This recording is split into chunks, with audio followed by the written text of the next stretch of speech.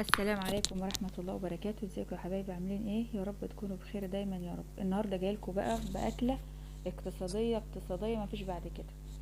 انا كان عندي نص فرخه في التلاجة في الفريزر، طلعتها تفك. اعمل ايه بنص الفرخه؟ صدور. قمت قايمه عليها مقطعاها قطع صغيره زي ما انتم شايفين. قلت اعمل بيها اكله اقتصاديه جميله مغذيه مشبع تمام. جبت نص الفرخة قطعتها قطع صغيرة، جبت بصلة وقطعتها طرنشات، فلفل وكمون وورق لورا وحبيتين حبان قرنفل. بعشق القرنفل في الأكل، وطماطم وكزبرة متقطعة وقرن فلفل حامي. جبت طاسة وحطيتها على النار وحطيت فيها معلقة زبدة بلدي، على فكرة دي تخلي الأكل تحفة. وحطيت عليها معلقة زيت. اللهم صل وسلم وبارك على سيدنا محمد وعلى آله وأصحابه أجمعين. عشان الزبدة الفلاحي دي متستحملش النار، فتحط عليها معلقة زيت كده عشان خاطر ايه ما تتحرقش منك وكده. بس هقلبها على ما تسيح، وبعدين اضيف لها البصل. هشوح البصل والثوم عشان خاطر اللحمة تاخد منهم الريحة. في ناس تقولك احط الاكل اللحمة الاول تاخد صدمة، تاخد الصدمة مع البصل والثوم، تاخد نفسه. ده رأيي الشخصي. كان طعمها بصراحة كان روعة فوق الخيال بصراحة، ما شاء الله يعني، بالهنا والشفا. حطيت البصل شوحته.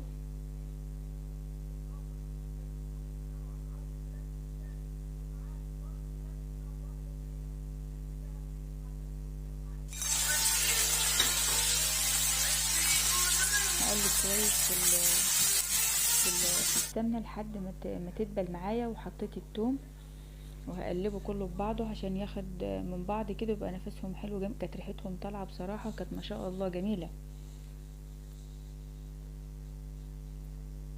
اللهم صل وسلم وبارك على سيدنا محمد. اهم حاجه تقلبي كويس قبل السمنه ما تحرق الحاجه، يعني تدبل معاكي كده مش تتحرق، او تبقى لسه حيه كده لان لسه هتخش الفرن كمان تكمل سوا. حطيت الفلفل الاسمر والملح، ما حطيتش كله بصراحه، انا رشيت رشه كده ورشه كده عشان لسه هحط الفراخ تتشوح معاهم وتاخد ريحه البصل وريحه الثوم.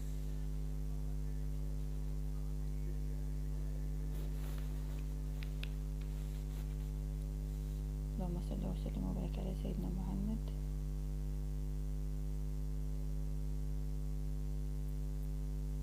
يا ريت لما تجربوها تقولوا رايكم في الكومنتات، كانت عامله ايه معاكم الاكله دي. هي اقتصاديه مفيش كلام، ونص فرخه اكلت عيله بحالها ما شاء الله، والهنا والشفا للي كل. مش ضروري تقفي لازما فرخه وتوقفي الدنيا كلها على حاجه. نص فرخه هتعمل ايه؟ ربع فرخه هتعمل ايه؟ هتعمل كتير. هفضل اقلب في البصل لحد ما تدبل وريحتها تطلع معاكي كده وتشميها.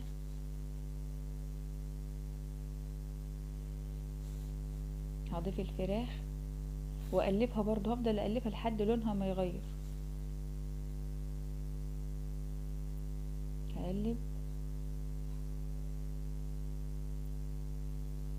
ضفت الفراخ وهقلبها كويس في البصل والثوم والسمنه. كانت بصراحه كانت ريحتها طالعه جميله تحفه بصراحه ما شاء الله.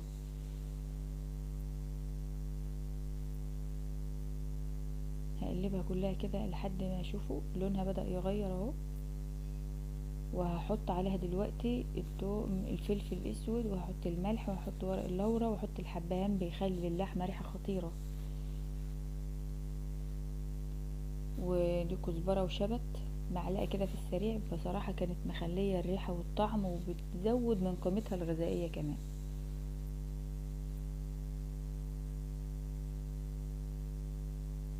حطوا لايك يا شباب، حطوا لايك واكتبوا لي كومنت حلو. ده فلفل حامي،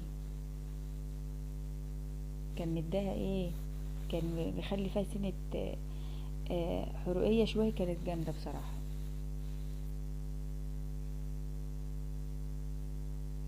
لايك بوليز، فضلا وليس امرا يا شباب. قلب قلب، اعجن اعجن. ما شاء الله، شوف الشكل، اصلا الشكل من غير حتى الطماطم ما تتحط ما شاء الله. جميل.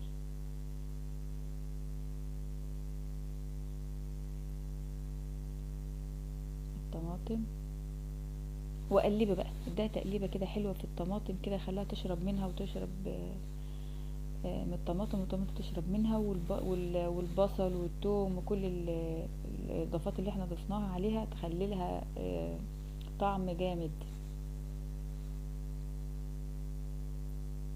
في ممكن يقولك حط الطماطم طرنشات او قطعها زي السلطه كده واحدفي عليها، بس بصراحه احلى طريقه اللي انت شايفاها قدامك دي، جربيها وادعيلي.